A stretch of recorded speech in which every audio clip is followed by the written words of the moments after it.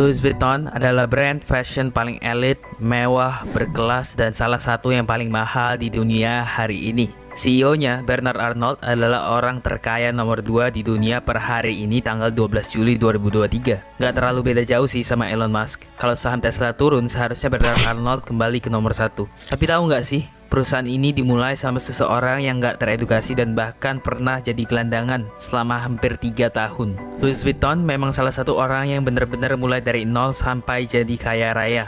Tapi ternyata perusahaan yang dibangun Louis Vuitton ini mengalami banyak sekali kontroversi. Mulai dari tokonya yang hancur karena perang Prancis-Prusia, hingga perebutan saham perusahaan. Jadi kok bisa sih dari bisnis keluarga yang kecil, LV jadi perusahaan konglomerasi yang menguasai brand-brand elit ternama dunia hari ini? Here is the story of Louis Vuitton. Chapter 1. Louis Vuitton jadi gelandangan. Louis Vuitton lahir pada tanggal 4 Agustus 1821 di Angers, Prancis. Ayahnya adalah seorang petani dan ibunya adalah pembuat topi. Oleh karena itu, Louis menghabiskan sebagian besar masa kecilnya di peternakan, merawat tanaman dan hewan ternak.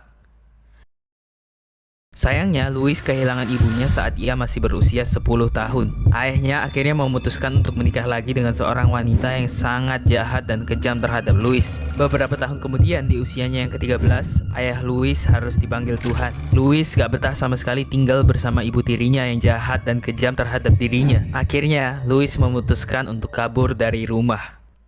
Chapter 2. Kejatuhan dan kebangkitan Louis Vuitton.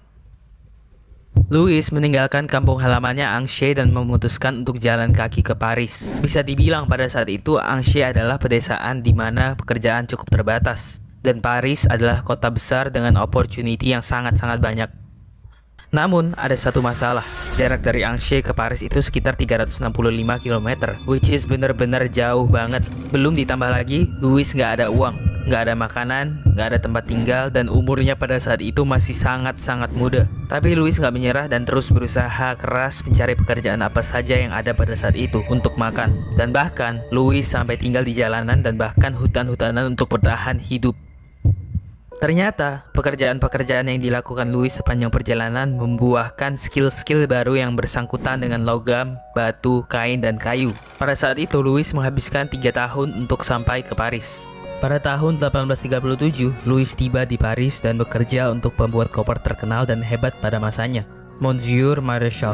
Sekian lama bekerja di tempat pembuat koper itu, Louis menjadi pembuat koper paling difavoritkan di antara pembeli-pembeli yang datang dan belanja pada saat itu. Saking jagonya, Louis akhirnya menjadi pembuat koper pribadi untuk permaisuri Prancis yang bernama Eugénie de Montijo, istri dari Kaisar Napoleon III.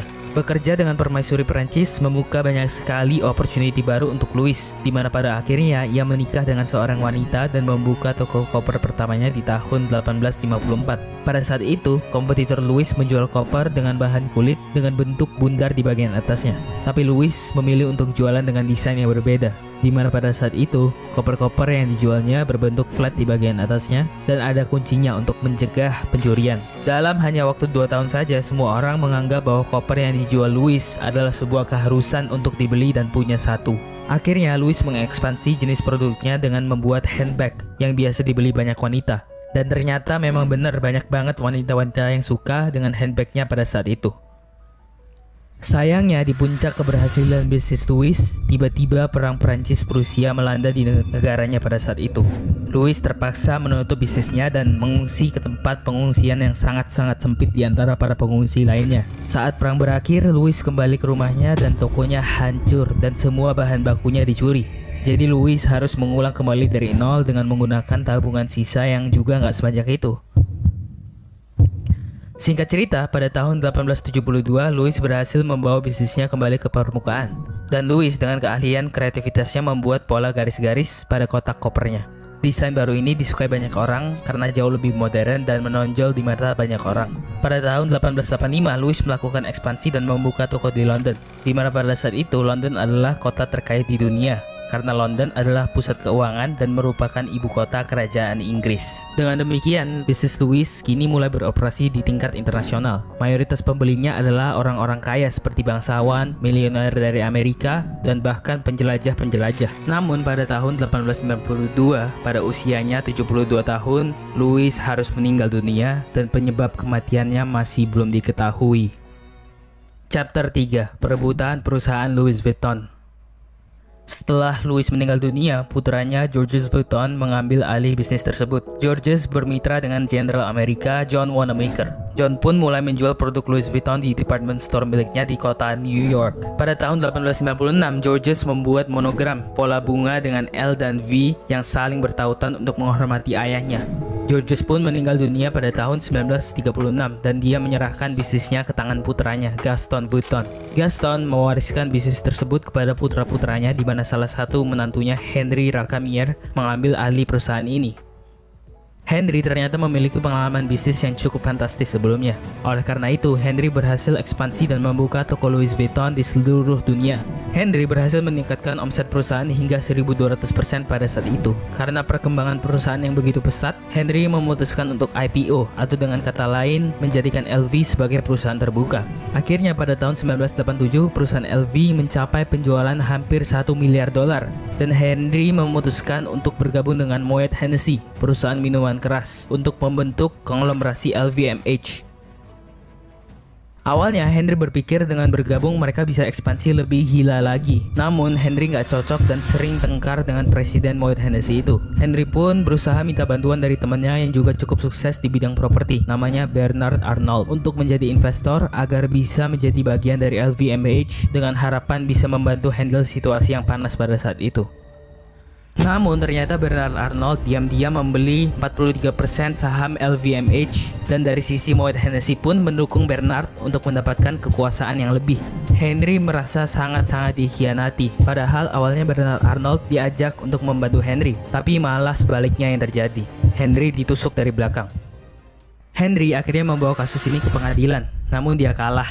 Sang hakim berpihak kepada Bernard Arnault, dan akhirnya Henry stres berat dan merasa dikhianati. Akhirnya Henry memutuskan untuk keluar dari perusahaan tersebut.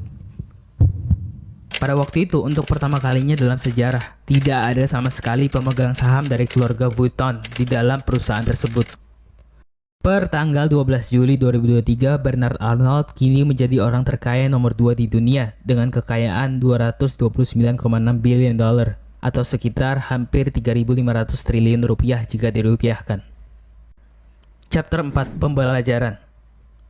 Jadi apa sih yang bisa kita pelajari dari kisah ini? Pertama, uang bukan menjadi faktor utama dalam mencapai kesuksesan, tetapi investasi layar ke atas atau mempelajari skill-skill yang dibutuhkan untuk menjadi kaya itu jauh lebih penting. Bisa dilihat dari kisah Louis yang kabur dari rumah tanpa uang dan tempat tinggal.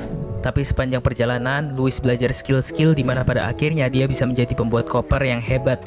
Kedua, jangan terlalu percaya dengan bantuan siapapun, sehebat apapun dia. Semua harus dipertimbangkan secara baik-baik.